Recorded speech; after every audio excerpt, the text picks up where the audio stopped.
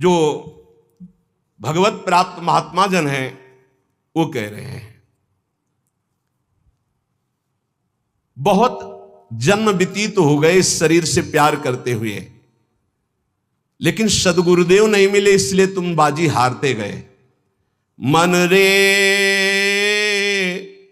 अब की बेर संहारो, जन्म अनेक दगा में खोए, बिना गुरु बाजी हारो।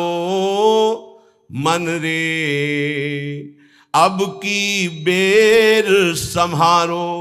बहुत से तुम्हारे जन्म हुए मनुष्य जन्म, लेकिन सदगुरु नहीं मिले, इसलिए बाजी हार गए।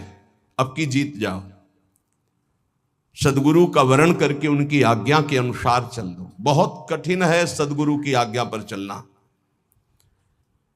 हमारा मन अहंकार से प्रेरित होकर मनमानी आचरण करने के लिए बहुत राजी होता है, लेकिन गुरुमानी होकर मन को मारकर गुरु आज्ञा में रहना एक किसी विशेष भाग्यशाली उपासक के भाव होते हैं। बाल्यावस्था तो हमारी ऐसे चली गई कि पता ही नहीं चला खेल कूद में। बालापने ज्ञान नहीं तन में, जब जन्म्यो तब बारो, तरुणाई सुख बाम में खोयो, बाजो कूच नगारो। बाल्यावस्था कब चली गई पता नहीं चला, सोने में, खाने में, खेलने में। और जब जवानी आई तो बाम कहते हैं प्रतिकूल काम आकर्षण शरीरों में। ये ऐसा नशा चढ़ा काम का जवानी में, कुछ समझ में नहीं आया और जवानी निकल गई।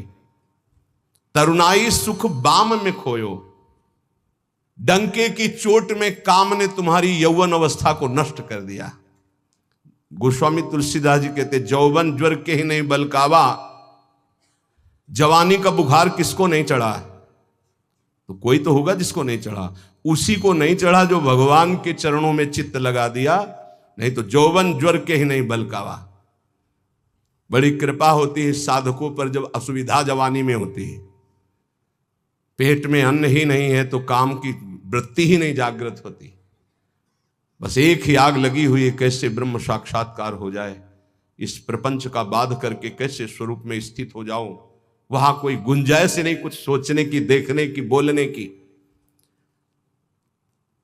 अब यौवन अवस्था में काम सुख और बुढ़ापा अवस्था में, बाल्यावस्था से जवानी तक जो किया उसके संस्कार खत्म, मनुष्य जीवन खत्म।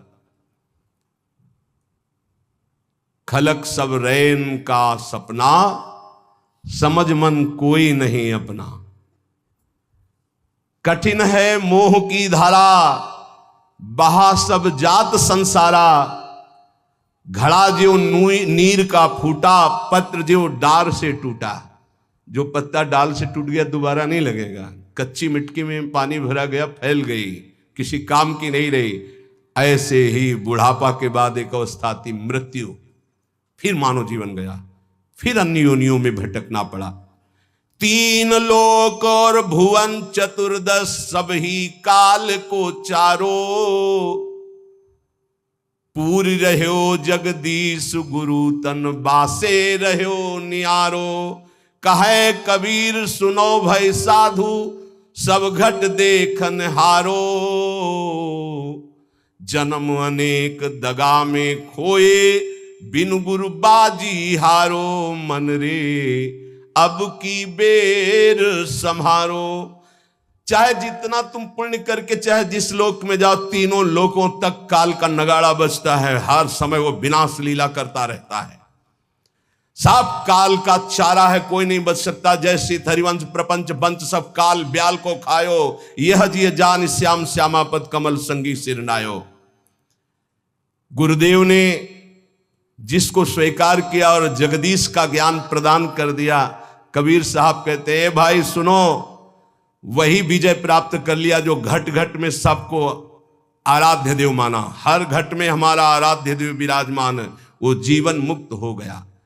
इस शरीर का धारण करना मानव देह का यही सफलता है। नाम जप करते हुए सब में भगवत भाव करके अपने आप का उद्धार कर ले। समझो रे भाई समझो रे, अरे हिया नहीं रहना, करना अंत पयाना। जाना है भाई जाना है, मरना है भाई मरना है, आज नहीं तो कल मरना है। गंदे विषय सेवन करके नहीं, भगवान नाम जप करके, अच्छे आचरण करके, भगवत प्राप्ति करके मरना है। यदि हम इस मनुष्य शरीर से भगवत प्राप्ति नहीं कर पाए तो हमारे दुख का अंत नहीं होने वाला। प्रेम भक्ति की रीति समुझ कर हित सो राम रिझावे, गोविंद के कौतुक गुण लीलाता को ध्यान लगावे। सेवा सुमिरन बंदन अर्चन नौधा सो चित लावे, अब की अवसर भलो बनो है बहुरी दाव कब पावे। भजन प्रताप उतरे भव सागर उर आनंद बढ़ावे, साधुन की संगति को साबुन लेकर ममता मैल बहावे। हे भाई, बिना प्रेम भक्ति के भगवान की प्राप्ति कठिन है। गोविंद के चरणारविंद का आश्रय लेकर नाम जप करते हुए जो लीला गाते हैं, अर्चन बंदन करते हैं, नौधा भक्ति करते हैं, उनके हृदय में प्रेम लक्षणा भक्ति जागृत होती है। ये प्रेम लक्षणा भक्ति साधु संग से आती है। साधु संग रूपी ऐसा साबुन है कि ममता रूपी मैल धुल जाता है, और जहां मन ममता रूपी मैल से रहित हुआ तहां प्रेम प्रकाशित हो जाता है। प्रेम प्रकाशित होने में जो बाधा है, भक्ति करते हुए और साधु संग करते हुए भी यदि प्रेम प्रकाशित नहीं हो रहा तो ये कुछ बाधाएं इसमें वर्णन की गई हैं। ध्यान से सुन लो और इनको कभी करना नहीं तो प्रेम भक्ति जरूर जागृत हो जाएगी। पहला, आहार दोष। ध्यान में बैठा लो या लिखते जाओ। आपको साधु संग मिल गया है, नवधा भक्ति कर रहे हैं, लेकिन प्रेम नहीं प्रकट हो रहा है। जैसे आप वृंदावन धाम वास कर रहे हैं, सत्संग कर रहे हैं, नाम कीर्तन कर रहे हैं, प्रेम नहीं प्रकाशित हो रहा है, तो इन दोषों को देख लो आपके अंदर है क्या। पहला है आहार दोष। आहार दोष बुरी कमाई से जो अन्न आता है वो बुद्धि को भ्रष्ट कर देता है। इसीलिए हम आकाश वृत्ति से जीते हैं। आकाश वृत्ति, हमारे पास वही अन्न आएगा जो श्री जी पास करेंगे। नहीं, हिम्मत नहीं किसी के यहां रख दे। यहां शासन है सहचरियों का। यहां ऐसा नहीं कि कोई पापात्मा आवे और आके गड्डी रख के चला जाए, ऐसी हिम्मत नहीं, उसके कदम नहीं उसके अंदर प्रवेश कर सकते। यहां शासन है, अव्यक्त शासन है। अगर यहां 100 रुपया कोई रखता है तो मेरी लाडली जू से प्रेरित होकर रखेगा, अन्यथा नहीं। इसीलिए 2 प्रकार से हमारा भोजन चलता है। एक तो ब्रजवासियों की टूक मांग के आते हैं, और दूसरा आकाश वृत्ति से जो आता है, बिना मांगे, बिना इशारा किए और बिना किसी प्रकार का सम्मान दिए। ये नहीं कि आप अर्थ देने वाले हो तो आपको एकांत में बुलाकर जयमाला पहनाई जाए कि जय हो आपकी, आपसे बिल्कुल नहीं। और हो सकता है कि आपको कटु वचन सुनने पड़े और फिर आप रखो तो तुम बहादुर नहीं, लेके जाओ। लक्ष्मीपति जिनके सेवक हैं, उनके सेवक हैं, इसलिए हर अन्न का कण पवित्र होगा। यहां का हमारी स्वामिनी के द्वारा प्रेरित जो आता है वो हृदय से स्वीकार है। इसलिए कहीं भी किसी भी तरह का इशारा, दान पेटी, कोई ये सब नाटक कि भाई यहां इतने भरो इतने भरो, कहीं कोई अगर कोई बाहर कर रहा है तो नौटंकी नाटक करके अर्थ एकत्रित करने वाला वो अपराधी माना जाएगा। इस पूरे राधा केली कुंज के भागवतिक विधान में किसी भी तरह के अर्थ का प्रवेश नहीं है। हम भिक्षुक हैं, हमारा भरण पोषण स्वामिनी से होता है। किसी के हृदय में ऐसे किया, स्वामिनी जी के आगे चढ़ गया, उसी से बिजली का बिल, उसी से उदर पोषण होता है। और ये हम इसलिए नहीं सुना रहे कि तुम चढ़ा देना। हम तो कसम खवाई सत्संग में कि जिनको ये लगता हो कि मेरे द्वारा चलता है, तुम्हें इष्ट की कसम या चवन्नी मत चढ़ाना। हम देखते हैं अपने स्वामी को, तुम्हारे से हमारा नहीं चलता, हम स्वामी से देखते हैं जिनसे अनंत ब्रह्मांड। तुमने सहयोग किया था ब्रह्मांड बनने में क्या? अनंत ब्रह्मांड एक संकल्प में बन गए, उनके हम दास हैं। तो जो अधर्म की कमाई से, अधर्म की कमाई कैसे होती है? जहां हमारा धर्म कहता है कि ये नहीं लेना चाहिए, हम उसे लेते हैं। जहां हमारा धर्म कहता है ये नहीं करना चाहिए, उसे हम करते हैं और फिर वो अर्थ लेते हैं। कई तरह के अधर्म की कमाई होती है। इसको हमने देखा भ्रमण के समय में। जैसे कहा जाता है कि आपका ब्लैक व्हाइट हो जाएगा, ऐसा हमने कहीं पढ़ा, शास्त्रों में नहीं पढ़ा, संतों से नहीं सुना।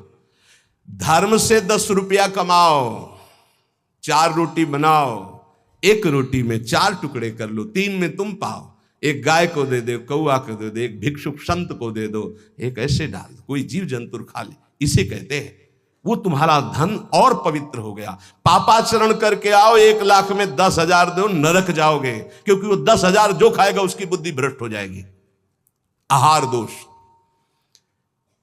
जब द्रौपदी जी और महाराज युधिष्ठिर और भगवान श्री कृष्ण भीष्म पितामह को घेरे हुए प्रश्न उत्तर हो रहे हैं, तो बहुत शास्त्र का ज्ञान दे रहे हैं, बहुत हजारों प्रश्नों के उत्तर भीष्म पितामह जी ने दिए।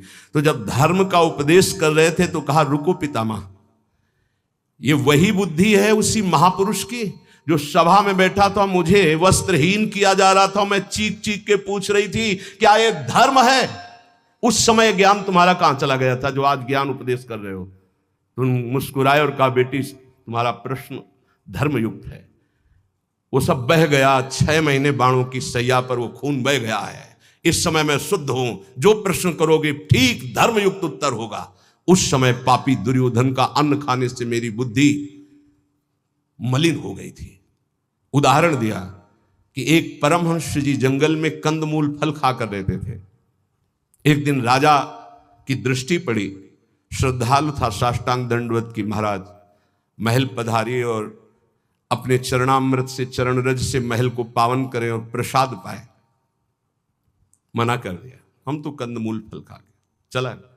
दूसरी बार फिर आया, तीसरी बार फिर आया। मन में आया चलते, ठीक है। राजा बहुत प्रसन्न हुआ, आदर के साथ ले गया। महारानी ने स्वयं बनाया, महाराज संत भगवान ने पाया, गए। अब जब जंगल में आए तो मन नहीं लगा भजन में। कहां सूखे कंदमूल फल और कहां रसीला वो भोजन राज परिवार का और रानी के हाथ का बना। अब तो अच्छा दृश्य देखने की इच्छा नहीं होती हो, गुलरी पाकर यही फल जंगली। बस अब ये इंतजार था कि राजा आ जाए और निमंत्रण दे दे। अन्न का प्रभाव। राजा आया, संकल्प ऋषि का, महाराज वो पहले बार में हाँ हाँ वो तो आप बड़े भगत हो, एक बार जाके हमने देख लिया, बड़ी श्रद्धा है। दोबारा गए तो प्रसाद बना रही थी रानी, तो दृष्टि गई हार पे। हार श्रृंगार उसमें रखा हुआ था, पेटी से खुल अपनी झोली में डाल लिया, बैठ गए, प्रसाद पाया, चले आए, झोली टांग दी। सायंकाल रानी जब श्रृंगार के लिए बैठी तो देखा और पेटी खाली, हार नहीं। तो उनका, महाराज यहाँ किसी चोर का प्रवेश है नहीं, आपके वही सन्यासी जी जो आए थे वही ले गए। ऐसा नहीं, वो तो बहुत त्यागी वैरागी, वो हार क्या करेंगे? बोले हमारी दास दासियां, निजी दास दासियां, ये कहीं बाहर नहीं जाती हैं, तो ये क्यों चोरी करेंगे? इनका और कोई है नहीं, ये तो हमारी सेवा में रहती है। राजा को भी पक्का प्रमाण लगा कि संत, पर उन्होंने कहा नहीं, हमारे संतों की अवहेलना होगी, आप इस शब्द मत उच्चारण करो, मैं दूसरा बनवा देता हूं। 2-4-5 दिन वो उपवास किए संत भगवान। तब उन्होंने जंगल से फल लाने की सोचा, झोली में हाथ डाला तो देखा वो हार। तो उनका ये हार कैसे आ गया? ओ, मैंने चोरी की, ये कितना निंदनीय मेरी बुद्धि हो गई, कैसे मैं निकृष्ट हो गया। हार लिया और ऐसे, मैं चोर हूं, मैं चोर हूं, वहीं से कहते हुए राज दरबार में, मैं चोर हूं। महाराज उतरे, दंडवत किया, कहा महाराज आप चोर नहीं हो। नहीं मैं चोर हूं, मैंने हार चोर। बोले महाराज मैंने परीक्षा के लिए आपकी झोली में डाला था और उनको ऐसे ले गए कि सभा को कहीं ये ना लगे कि संत ऐसे होते हैं। एकांत में ले गए और बोले महाराज आप ही चोरी करने वाले, आप ही ईमानदारी से वापस लाने वाले, मेरी समझ में नहीं आया। तो बोले शास्त्रों में जो लिखा है, आप कल सुने थे चर्चा में, प्रताप रुद्र जी के दर्शन के लिए भी महाप्रभु ने निषेध कर दिया था, राज अन्न निषेध माना गया है अगर वो वैष्णव भक्त ना हो तो। बोले ये राज अन्न का प्रभाव है कि मेरी बुद्धि लुभायमान हो गई और स्वर्ण की चोरी कर ली, कई दिन से भोजन नहीं पाया, वो सूख गया, रक्त जल गया, तो इसलिए अब मेरी बुद्धि शुद्ध हुई। ये तुम्हारे अन्न का दोष है जो हमने 2 बार पाया, उससे मेरी बुद्धि पतित हो गई। तो पहला दोष है आहार दोष, बुरी कमाई का, चोरी के पैसे का, दूसरे के हक का, अन्न या जबरदस्ती कर लेने का, इस तरह का जो धन है उससे जो खान पान है ये बुद्धि को भ्रष्ट कर देता है। जैसे ब्याज दर ब्याज, अब वो आपको पैसा मिलेगा तो फिर वो आपकी बुद्धि में भजन नहीं होने देगा।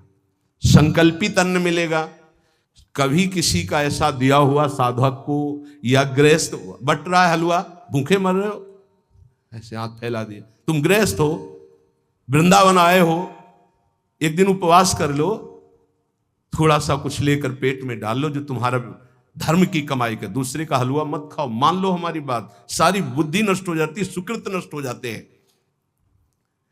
आहार दोष पहला, कई बार बताया, इस पर ध्यान दीजिए। सतोगुणी पवित्र अन्न भी यदि मात्रा से अधिक हो गया तो रजोगुण, उस मात्रा से अधिक हो गया तो तमोगुण पैदा कर देगा।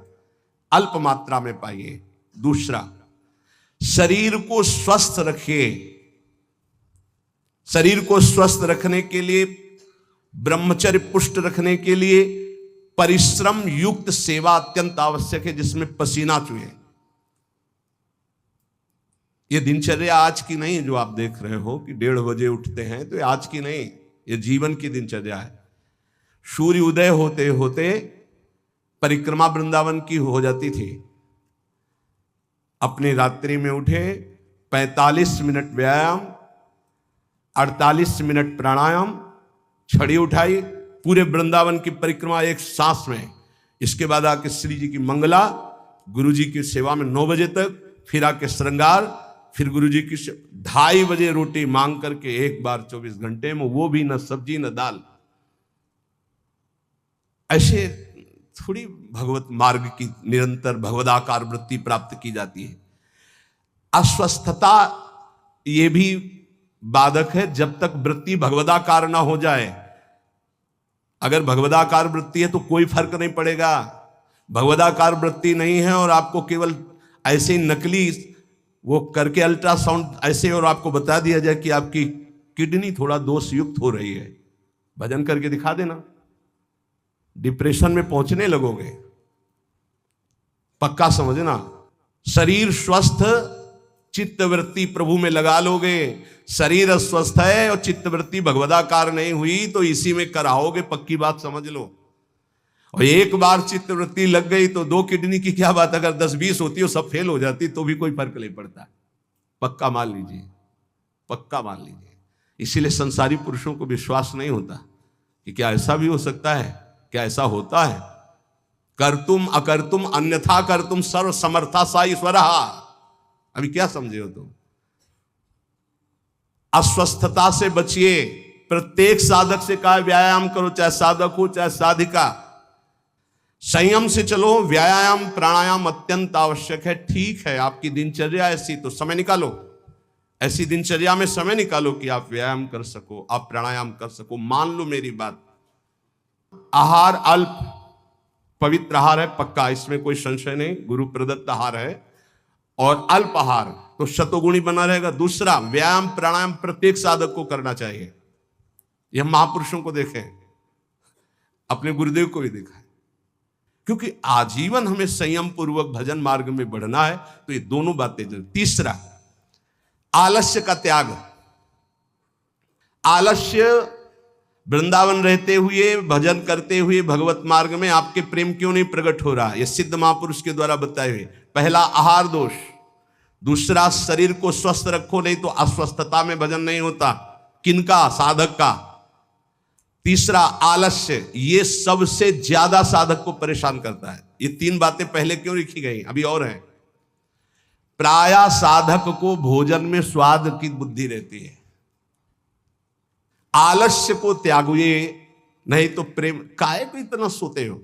हम तो प्रभु से मनाते थे कि हमें नींद ना आवे, प्रभु मेरी नींद खत्म हो जाए। वो आज उसकी कृपा का फल प्राप्त हो रहा है।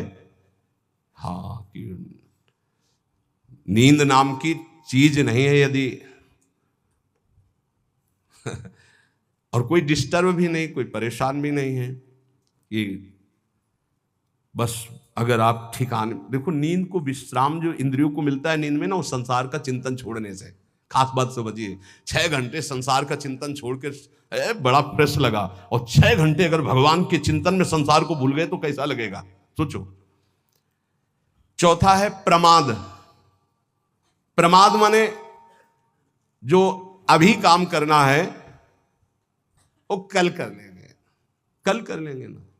करने योग्य काम को आगे के लिए छोड़ देना और ना करने योग्य काम को तत्काल करना, जबकि साधक इसका उल्टा करता है। करने योग्य कार्य को तत्काल करता है, ना करने योग्य कार्य के लिए उपस्थित समय आने पर भी वो उसे टाल देता है, कल देखेंगे। उसके ना करने योग्य कार्य को तत्काल करना और करने योग्य कार्य को आगे के लिए टाल देना, इसे प्रमाद कहते हैं। पुरुषार्थहीनता, जैसे कुछ लोग ऐसे कहते हैं कि अरे वो जब आपकी कृपा होगी तो सब हो जाएगा। हाँ, आकाश से उतरेगी कृपा, तुम्हें कह रहे नाम जप करो, समय से वाणी पाठ में जाओ, समय से ऐसे करो ऐसे, ये कृपा नहीं और क्या। तुमको जो उपदेश कर रहे हैं कृपा नहीं तो और क्या। भगवान गीता में उपदेश कर रहे हैं, शास्त्रों में उपदेश कर रहे हैं, ढूंढ ढूंढ करके हर बात तुम्हारे कान तक पहुंचा रहे हैं प्रभु, ये तुम पर कृपा नहीं है। अब तुम आलस्य करो, प्रमाद करो। बहुत समझ में नहीं आता कि साधक क्या लक्ष्य लेकर के चलता है। पुरुषार्थहीनता है तो प्रेम प्राप्त नहीं होगा।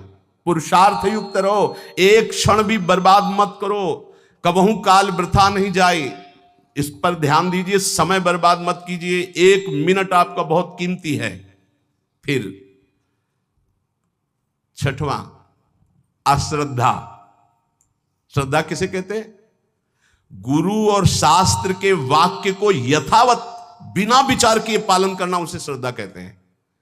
इसके बिना सिद्धावस्था नहीं होती, इसके बिना परम शांति नहीं मिलती। श्रद्धावान लभते ज्ञानम तत्परा संयतेन्द्रिया ज्ञानम लब्ध्वा परम शांति मचिरेणादि गच्छति। श्रद्धावान ही ज्ञान को प्राप्त होता है, ज्ञानी ही अपनी इंद्रियों को संयम में रखता है, इंद्रियों को संयम में रखने वाला ही परम ज्ञान परम शांति को प्राप्त होता है। प्रथम हृदय श्रद्धा जो करे, सेवकवाणी, प्रथम हृदय श्रद्धा जो करे, आचार्यजन जाय अनुसरे जहां जहां हरिवंश के, तब बात बनती है। भवानी शंकरो बंदे श्रद्धा विश्वास रूपिणो याभ्याम बिना न पश्यन्ति सिद्धा स्वांता में। कह रहे हैं ऐसा करो, बिल्कुल नहीं सुन रहे तो क्या है? अश्रद्धा। ये तुम्हें प्रेम प्राप्त नहीं होने देगी, ये भगवदानंद की अनुभूति नहीं होने देगी। कैसे कैसे? अगर आप वचन रूपी लक्ष्मण रेखा के अंदर रहोगे तो माया रूपी रावण तुम्हारा हरण नहीं कर पाएगा, तुम्हारी बुद्धि रूपी सीता का अपहरण नहीं कर पाएगी। राम जी वरण कर लेंगे बुद्धि रूपी सीता का, श्याम जी वरण कर लेंगे।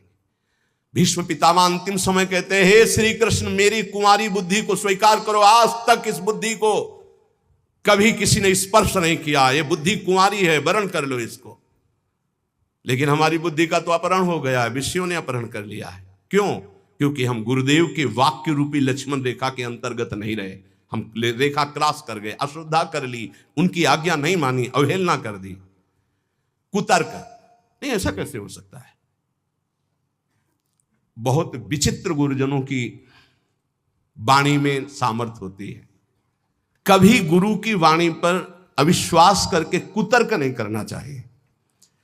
अधैर्य, अगर उपासक में धैर्य नहीं है तो प्रेम प्रकाशित होने में बाधा पड़ जाएगी। बड़ी समस्या आ गई है, बड़ी नहीं, धैर्य पूर्वक टिके रहो। अच्छा, ये कभी हमारे हृदय में गुरु प्रताप से नहीं आया कि किसी का आश्रय ले ले, या कहीं चले जाए, या कहीं पूर्व जीवन में कोई फोन कर दे, या किसी को इशारा कर दे, बस ये था कि अब मरना है और धाम में भगवत चिंतन करते हुए मरना है। धैर्य से कभी विचलित ना हो। अगला है अनिश्चय। ये बहुत साधकों में पाया जाता है। एक दिन गुरुदेव भगवान ने कहा, जब साधक घर से निकलता है तो उसका वैराग्य अग्नि के समान होता है, उसे ज्वाला की तरह रोज बढ़ना चाहिए। उसका वैराग्य शीतल क्यों हो जाता है, ठंडा क्यों हो जाता है? उसका वैराग्य तो प्रतिदिन और तेजस्वी होना चाहिए। उसका कारण है अनिश्चय। सुख सुविधाएं भोग मिले और जीवन बढ़िया कट रहा है। जीवन काटने के लिए नहीं, जीवन मिटाने के लिए हम आए हैं, अस्तित्व मिटाने के लिए आए हैं। हमारा निश्चय है कि प्रिया प्रीतम की प्राप्ति के लिए हर भोग को छोड़ना है और प्रभु को प्राप्त करना है। वैरागी वही है जो समस्त भोगों के बीच में रहता हुआ भी भोग स्वीकार नहीं करता, केवल अपनी दिनचर्या और भगवत प्राप्ति के हेतु जीने के लिए केवल उसको धारण करता है ऐसे बहुत से संत अपने। अभी एक उपासक बच्चा है, पूछा है तुम्हारी बनियान में रंग लगा है, रंग वाली बनियान क्यों पहने, दूसरी पहन लो ना, जैसे आपकी आज्ञा पर काम चल रहा है ना अभी शरीर के, नहीं बदल, वैसे जैसे आपकी आज्ञा पर काम चल रहा है ना, हाँ ठीक है जाओ, अच्छा लगा, धैर्य से वैराग्य की पुष्टता, काम चल रहा है ना, अच्छा है। अनिश्चय हमारे हृदय में जब होता है तो हमें भोग गिरा देते हैं। हमारा निश्चय क्या था, हम प्रभु की प्राप्ति के लिए जानबूझकर समस्त भोगों का त्याग करते हुए सच्चिदानंद रस में स्थित होंगे, फिर हम क्यों डिग गए, इसका मतलब हमारे निश्चय में कमी थी। अनिश्चय, हमारा निश्चय था कि हम अपमान को सहेंगे, हम निंदा को सहेंगे, हम तिरस्कार को सहेंगे, हर कष्ट सहेंगे, पर हे नाथ आपको प्राप्त करेंगे, आपका भजन करेंगे। कहां गया वो निश्चय? थोड़ी सी कोई अपमान की वृत्ति आई, हम गुस्सा हो गए, थोड़ा सा तिरस्कार हुआ, हम परमार्थ छोड़ दिया, थोड़ा सा कोई भोग आया, हम भजन छोड़ दिया, भोग में राजी हो गए। कहां गया हमारा निश्चय? इसका मतलब अनिश्चय है हमारे हृदय में, लक्ष्य का निश्चय नहीं है। संशय, पता नहीं भगवान में सुख है कि भोगों में सुख है, पता नहीं इस मार्ग से भगवान मिलेंगे कि नहीं मिलेंगे, पता नहीं जिनके सहारे भगवान की प्राप्ति कराएंगे कि नहीं कराएंगे। कई तरह संशयात्मा विनश्यति, वो भ्रष्ट हो जाएगा, गिर जाएगा। असंयम, ये बहुत खास बात है। असंयम साधक को नष्ट कर देता है। संयम से रहो। आपसे कई बार प्रार्थना की सत्संग में कि यदि आप 2 चपाती पाते हैं तो उसी के अनुसार कितना भी अच्छा भोजन उतने लीजिएगा। आपका भोजन का संयम होना चाहिए, आपके शयन का संयम होना चाहिए, आपके दिनचर्या का पूरा नियमावली होना चाहिए। संयम नियम साधना में चाहे गृहस्थ हो चाहे विरक्त हो, बहुत बड़ा इनका योग है। असंयम नहीं है, कभी मन आया तो 7 बजे जग गए, कभी मन आया 5 बजे जग गए, कभी मन आया 1 बजे जग गए, ऐसा नहीं होना चाहिए। असहिष्णुता, सहनशीलता ना होना, साधक के प्रेम प्राप्ति में बाधक लक्षण है। हर बात को सहन कर जाओ। सहनशीलता सहत सहत बाढ़े भगति गृह तन गुरु हित गात। अपवित्रता, कई बार इस पर चर्चा हुई है। आजकल बड़ी अपवित्रता के चांस हैं, जैसे शौचालय और बाथरूम एक ही में सब है, प्रायः ऐसा ही है। कुछ लोग उसी में लघु शंका करते हैं, बैठकर पूरे अपवित्र हो जाते हैं।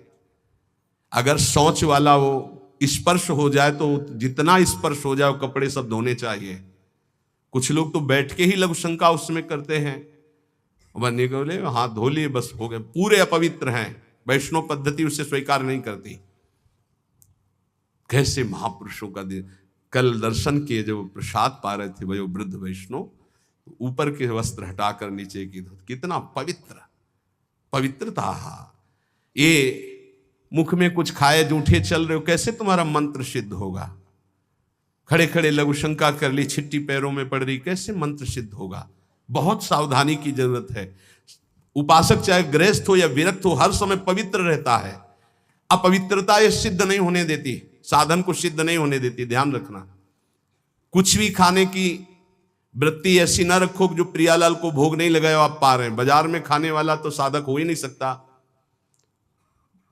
हम ये कह रहे हैं कि यदि आप बहुत ही गृहस्थ में हो और आपका मन कर रहा है कि भाई आज हम नमुक चीज पाए, तो आप पहले ये जांच करो कि जहां से ले रहे हो पवित्रता का विधान वहां है कि नहीं है। नहीं तो बहुत अपवित्र रहता है, आप अच्छे से समझ लीजिए। अब वो पदार्थ फिर लेके श्री जी को भोग लगाओ जो पवित्र हो, फिर पाले तो चलो ठीक है। वही बाजार में खड़े खड़े खाना पीना ये साधक या वैष्णव का लक्षण नहीं है, ये भारी अपवित्रता है जो तुम्हारे भजन में बाधा पहुंचा देगी। मान लीजिए, हाथ जोड़ के कहते हैं, क्योंकि प्राय अब इस पर छूट है। पवित्रता, पवित्रता बहुत सावधानी से। जैसे आप माला जप करें, आपको लघु शंका लगी है तो अपनी माला को गर्दन के पीछे कहीं ऐसे फंसा लीजिए उच्च भाग में, और बैठकर लघु शंका कीजिए। जहां पानी की व्यवस्था हो या आप अपने पास पानी रखिए, फिर पवित्र होइए।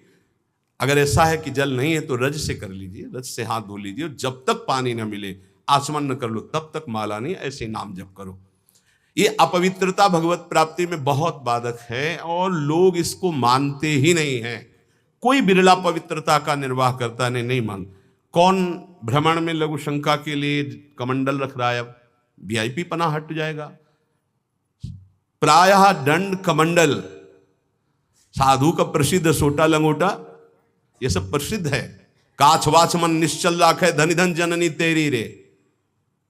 बहुत अब प्रायः दर्शन करने वालों में ऐसे दर्शन होते हैं, हाथ में बिस्लरी की बोतल ऐसे, जैसे कोई जल चढ़ाने की गंगा जली नहीं, प्रायः बिस्लरी की बोतल ऐसे हाथ में होगी। जमाना बदलता चला जा रहा है, और या स्मार्ट मोबाइल हाथ में होगा। कोई भले आदमी तो ऐसे मिलते हैं कि मोबाइल से ऐसे वीडियो दाहिने हाथ से बना रहे हो, बाएं हाथ से ऐसे कर रहे हैं। बाएं हाथ से किसको किया जाता है जानते हो? शत्रु पक्ष को।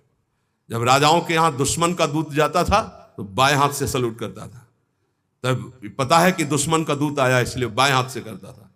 तो आजकल नए बच्चे वो जानते हैं नहीं, तो मोबाइल से शूट कर रहे हैं ऐसे, बाएं हाथ से ऐसे कर रहे हैं।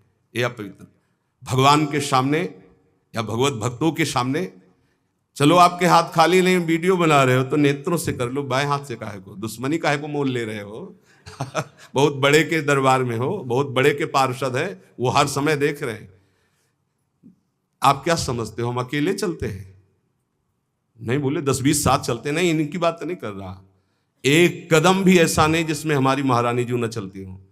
ये जो छोटे छोटे नवजात शिशु जो ये सब, ये जानते हो महारानी जी के प्रताप का आशीष लेने आते हैं। हमारा कुछ नहीं है, हमारे आगे आगे चलती है हमारी महारानी जी। हम उनकी दासी, उनके पीछे चलती है, आगे वो चलती है। ये जो फूल बरसते हैं ना, ये महारानी जी के चरणों में बरसते हैं। ये जो फूलों के पावड़े बिछे होते हैं ना, मेरी स्वामिनी जी के लिए। अगर ये मेरे लिए लगते ना तो कब का बंद करवा देते, आप ये भी समझ लो।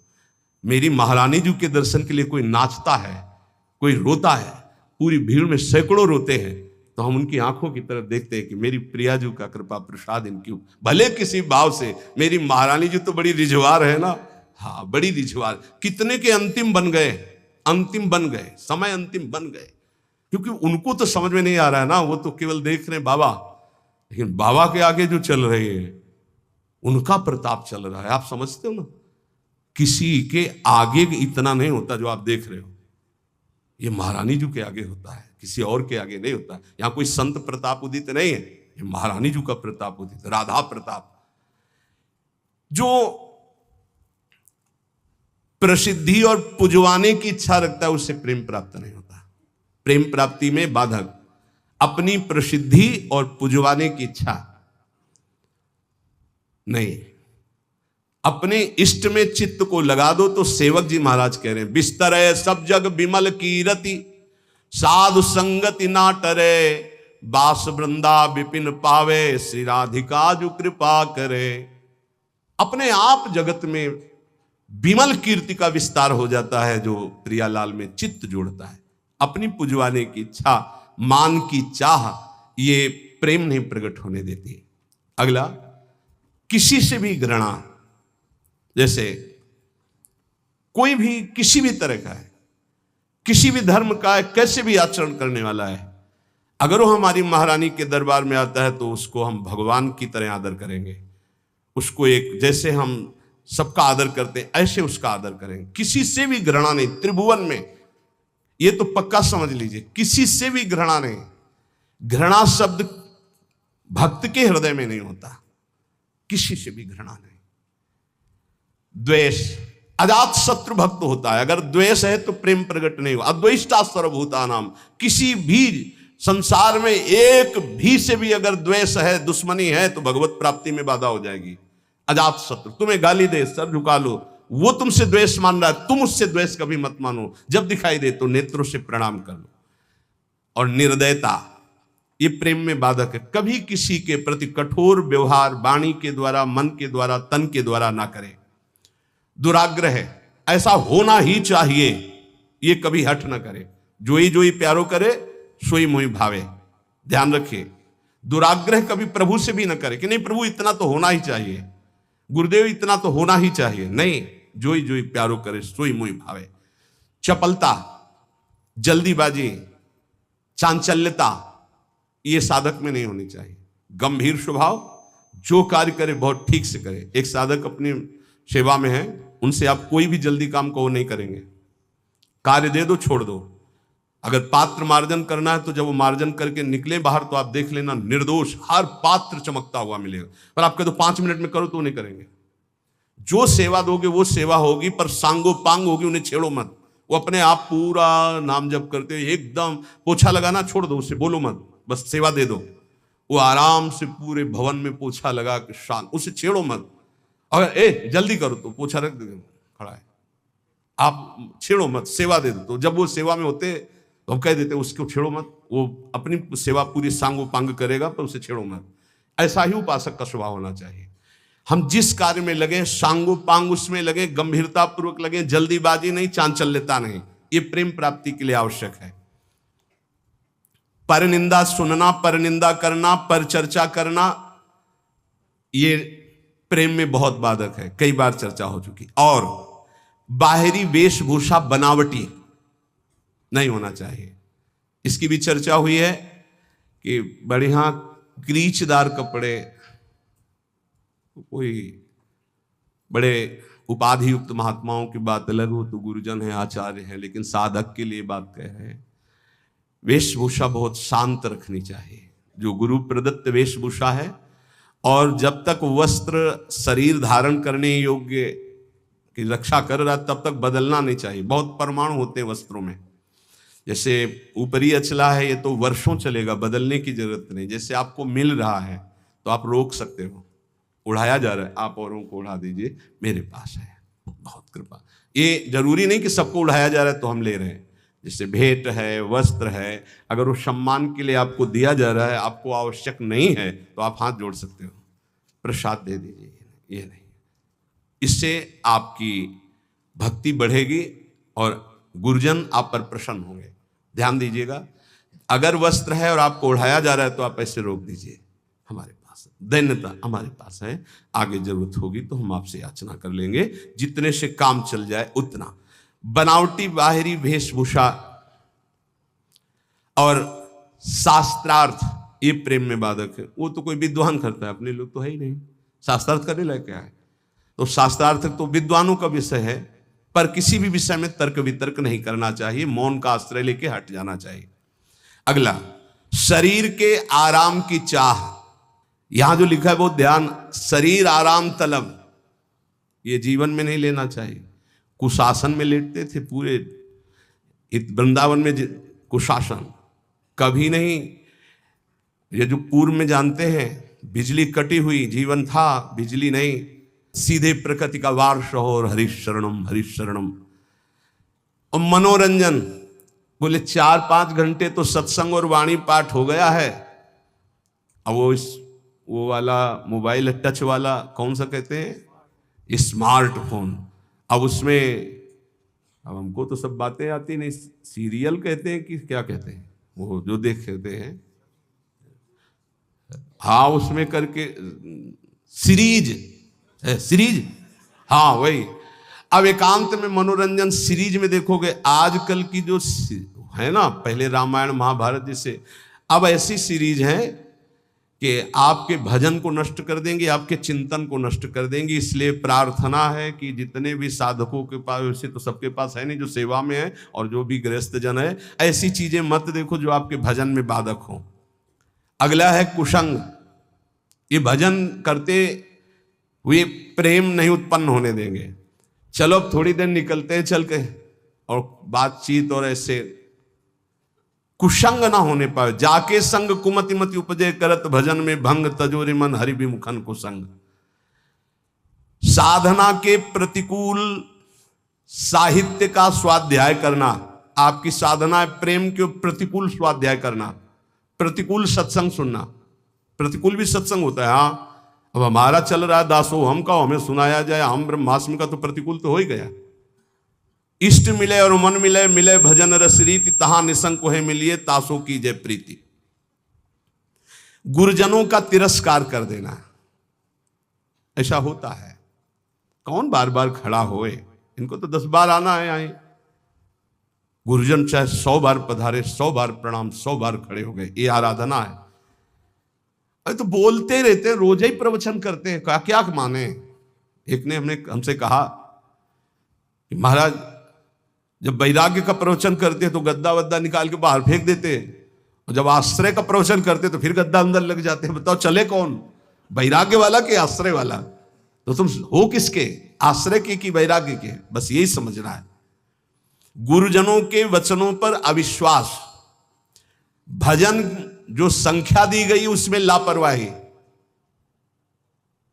बहुत ज्यादा संख्या नहीं दी थी, एक दिन कहा था सब लोग 11 माला तो कर ही लिया करो। वो ईमानदारी से बताओ बेईमानी कितनी है इसमें।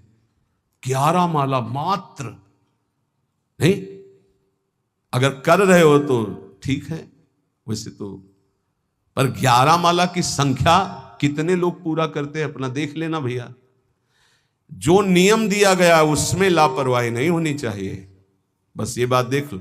जो विशेष सेवा में लगे हुए रात दिन, उनको भी युक्ति बताइए कि तुम्हारा कैसे पूरा होगा। लेकिन जिनको समय है उनको 11 माला संख्या तो करनी ही चाहिए, निज मंत्र की, शरणागत मंत्र की। और लक्ष्य के प्रति लोभ ना बढ़ा करके धन के प्रति लोभ आ जाना भगवत प्राप्ति, प्रेम प्राप्ति में बड़ा बाधक है। या साधन करते हुए अहंकार आ जाना, ये भी भगवत, साधन ठीक चल रहा है सब लेकिन अहंकार आ गया तो भगवत प्रेम नहीं होगा। जो वैराग्य मार्ग में है, ब्रह्मचर्य का खंडन करना, या गृहस्थ में संयम युक्त गृहस्थ धर्म का सेवन ना करना। विपत्ति आ गई तो घबरा करके परिवार वालों की शरण में चले जाना विरक्त के लिए। विपत्ति आ गई तो भगवान का आश्रय छोड़कर किसी धनी मानी की बात शरण में चले जाना। चाहे गृहस्थ हो चाहे विरक्त, भगवान के सिवा अन्य आश्रय नहीं। नरसिंह मेहता, प्रहलाद जी, मीरा जी, बड़े बड़े भक्तों के चरित्र पढ़ो, किसके पास गए? हरिः शरणम हरिः शरणम, हर विपत्ति नष्ट। हरि स्मृति सर्व विपद विमोक्षणम, बड़ी बड़ी विपत्तियां भगवान की स्मरण से नष्ट। सही औषधि हर विपत्ति नाश करने के लिए भगवत गुणगान, भगवान नाम जप, अलौकिक चमत्कार, बिना किसी फोन के हर समस्या का। हरि स्मृति सर्व विपद विमोक्षणम, मान लीजिए आप किसी की तरफ मत झांकिए, केवल प्रभु की तरफ देखिए तो कुछ बिगड़ ही नहीं सकता। 5 वर्ष के प्रहलाद जी क्या बिगाड़ लिया त्रिभुवनपति हिरण्यकश्यप ने, पर हमारा विश्वास काम नहीं करता। किसी भी मनुष्य को, संपत्ति को, सुख भोग को, पद को, ममता को भगवान के समान न रखना। अपने इष्ट की समानता में किसी को न रखना। कैसे समझोगे कि हमने इष्ट की समानता में किसी को नहीं रखा? किसी व्यक्ति के मिलने पर, वस्तु के मिलने पर, भोग सामग्री के मिलने पर, पद मिलने पर यदि भगवान भूल गए तो वो भगवान से बढ़कर वस्तु हो गई, भगवान छोटे हो गए। अगर भगवत स्मरण चल रहा है तो फिर किसी को नहीं रखा भगवत स्मृति के समान। अब आप देख लीजिए, छोटी छोटी बातों में भगवत स्मरण छूट जाता है तो भगवान छोटे हो गए और वो भोग सामग्री, वो व्यक्ति बड़ा हो गया। आगे कह रहे हैं, जो भारी व्यवस्था धर्म प्रचार के चक्कर में पड़ जाता है, प्रेम प्राप्ति दुर्लभ हो जाती है, वो लक्ष्य को भूल जाता है। इतने दोषों से यदि बच जाया जाए गुरु कृपा से, तो सहज भजन में रुचि हो जाए और भगवत प्राप्ति हो जाए और प्रेम प्राप्ति हो जाए। आहार दोष, अस्वस्थता, आलस्य, प्रमाद, पुरुषार्थहीनता, अश्रद्धा, कुतर्क, अधैर्य, अनिश्चय, संशय, असंयम, असहिष्णुता, अपवित्रता, प्रसिद्धि, पुजवाने की इच्छा, मान की चाह, घृणा, द्वेष, निर्दयता, दुराग्रह, चपलता, जल्दीबाजी, परदोष दर्शन, परनिंदा, परचर्चा, बाहरी वेशभूषा सजाना, विवाद, शास्त्रार्थ करना, शरीर के आराम की चाह, विलासिता और दूसरों से सेवा कराने की आदत बनाना, लोक में मनोरंजन करना, कुसंग करना, साधना के प्रतिकूल, साधना के अनावश्यक साहित्यों को पढ़ना, अनावश्यक बातों को सुनना, साधना के प्रतिकूल सत्संग सुनना, भजन में लापरवाही, गुरु के वचनों पर अविश्वास, दूसरे साधन और लक्ष्य के प्रति लोभ और विपत्ति में घबरा जाना, ब्रह्मचर्य का नाश करना, साधना में अभिमान करना, कर्तव्य को भूल जाना, प्रभु के समान किसी को भी मानना नहीं। मतलब ये समझना, हम सबको प्रभु मानते हैं, लेकिन प्रभु के समान का मतलब है कि प्रभु जहां हमारे हृदय में है वहां किसी का स्थान नहीं।